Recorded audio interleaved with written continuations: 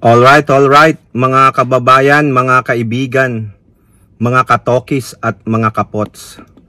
Kamusta po kayong lahat and welcome po dito sa Simply Tokis Vlog.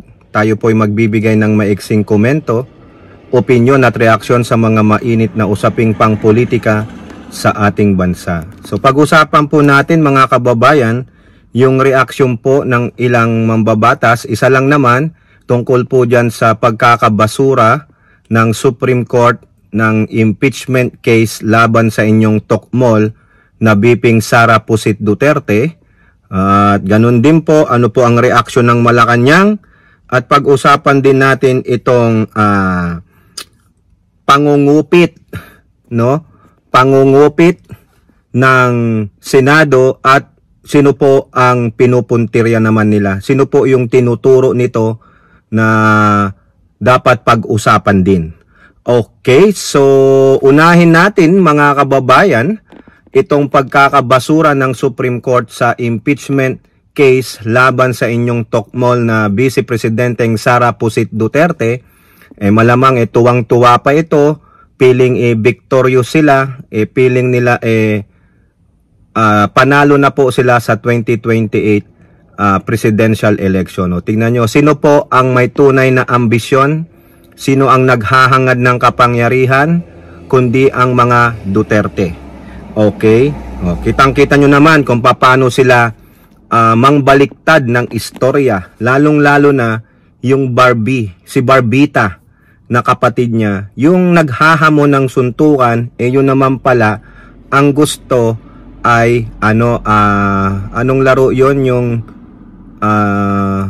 yung pambabae, yung jumping rope. O di kaya yung gano'n, no, yung tatalong kayong mama, papa. Jackstone pala ang gustong laruin mga kababayan. At idadamay pa si General Torre. Now, itong Supreme Court pumanig po sa mga Duterte kasi alam nyo naman, the 13 Judas.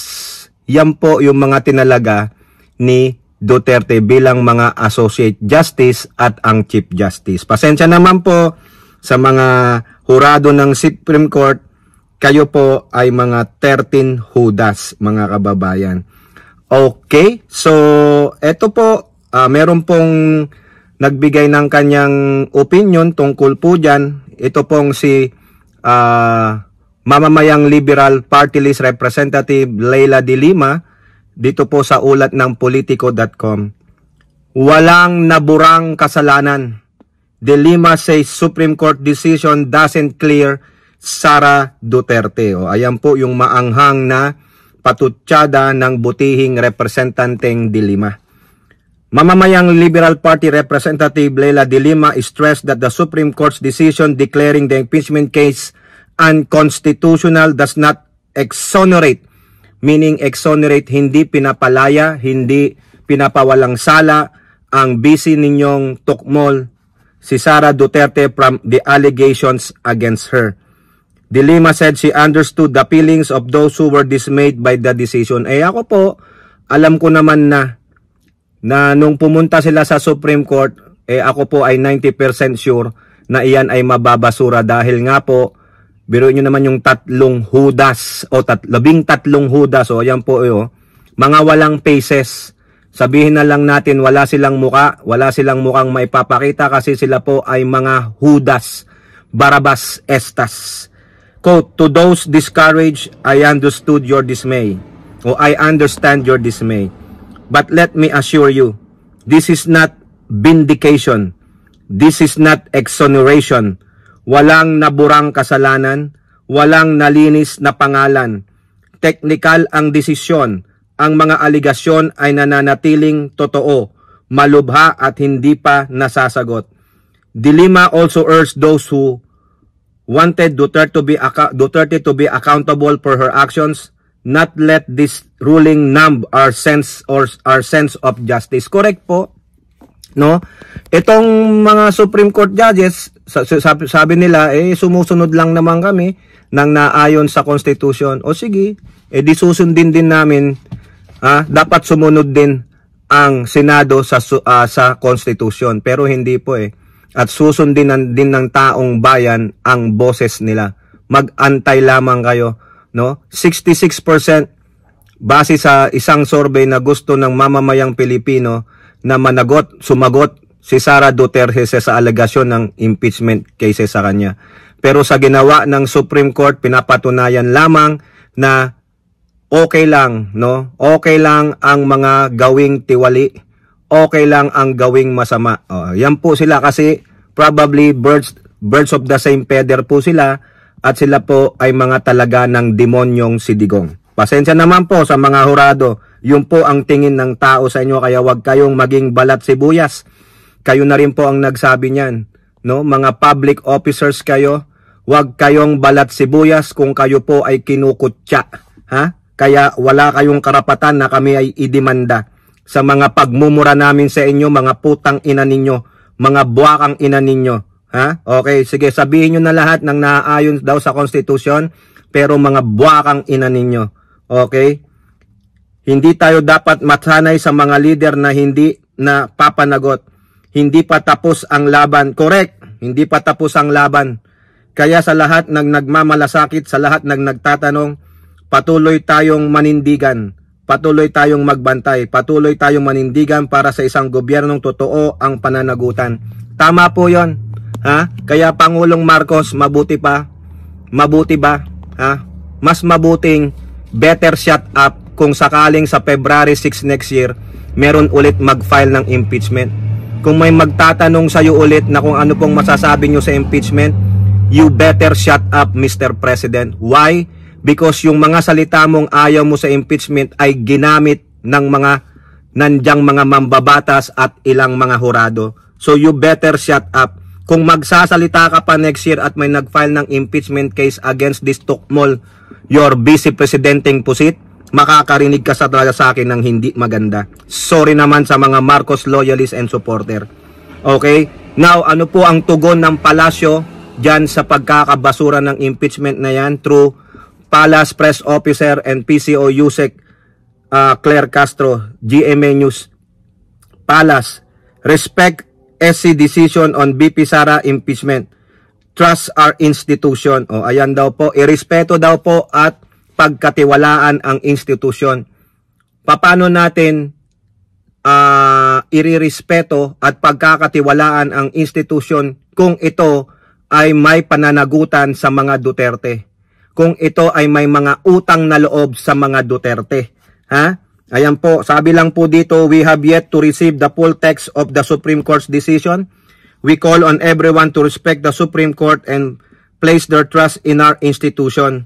The impeachment process is a matter handled by the legislative and judicial branches, and we recognize their independence in carry out their constitutional mandate. O ayan po, mga kababayan, no? So dito, itong mga mambabatas at mga legislative natin, no, lalo na sa Senado, ay nagkampihan. No? So siguro it's voice of the people na lang. No? Hindi na po ako nagtitiwala sa mga yan at wala na po akong yung respeto. Wala akong respeto at pagtitiwala na sa mga yan. Kasi sila mismo ang nag-violate sa Constitution. Paano mo pagkakatiwalaan? Irerespeto ang mga buwakang ina na yan.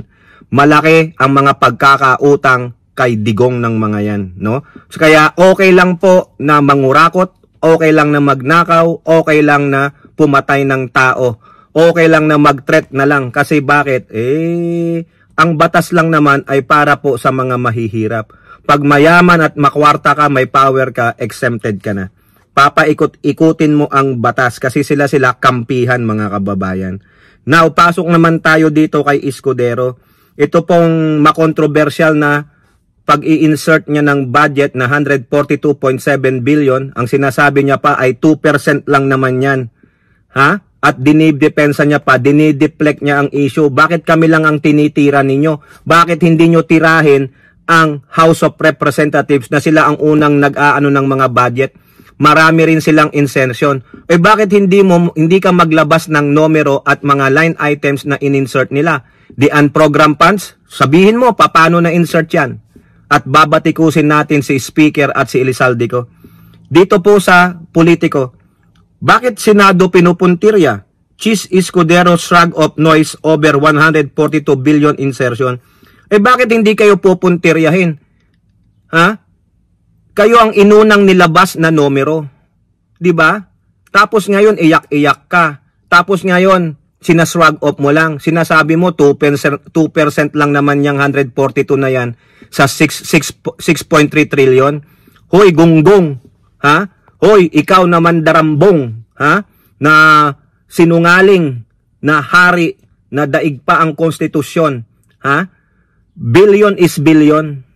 Maraming mga mamamayan na mga hindi ninyo kauri na makakwarta at powerful na ano yan, yung kung hindi magtatrabaho, mamomoblema kung saan kukuha ng pantustos sa araw-araw. 'Di ba? Kayo, maski na hindi kayo magtrabaho, bilyon ang pera ninyo. 'Di ba? Kaya kayo nagpupolitiko para protektahan ang mga assets ninyo, ang yaman ninyo. Tapos dito, sinasabi niya, bakit kami ang pinupuntirya? Kayo ang nakitaan eh. 'Di ba? O ngayon, kung gusto mo puntiryahin namin ang House of Representatives, ilabas mo rin kung magkano ang ininsert ni Speaker Martin Romualdez at si Elizalde ko at titirahin natin. Ha? Ito pa ang pagmamayabang nitong kupal na senador na ito. Madali namang sagutin basta may nagsalita.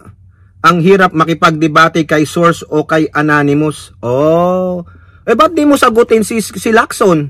Ba't di ka magsalita kay Tito Soto, yung dalawa na ang nagsasalita diyan?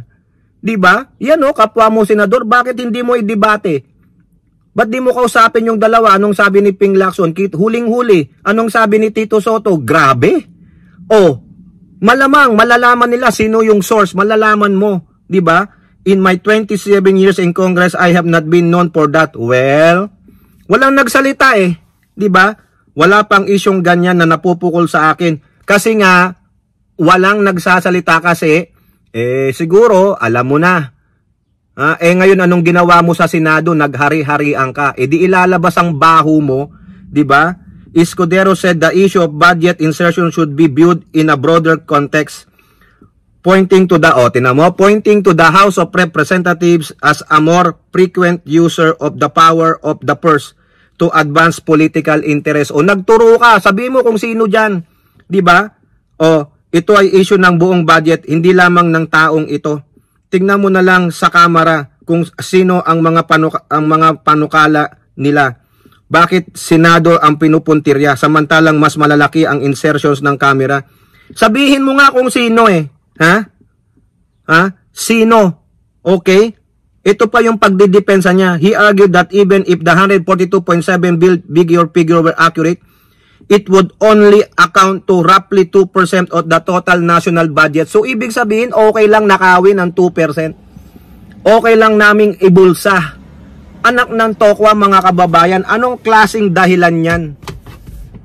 Para lang kayong namitas ng bunga ng mangga na hindi sa inyo ninakaw nyo?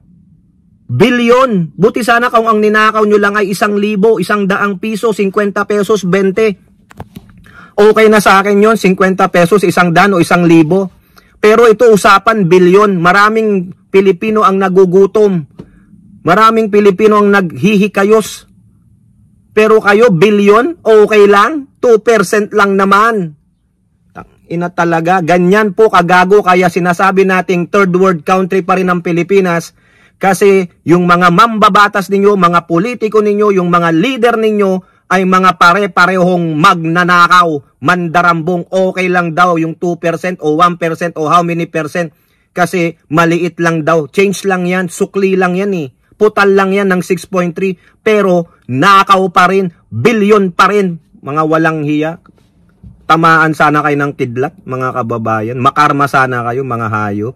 O kayo po, ano po ang inyong masasabi? Comment down below and don't forget to like and share. Hope to see you in our next videos. Bye-bye. God bless.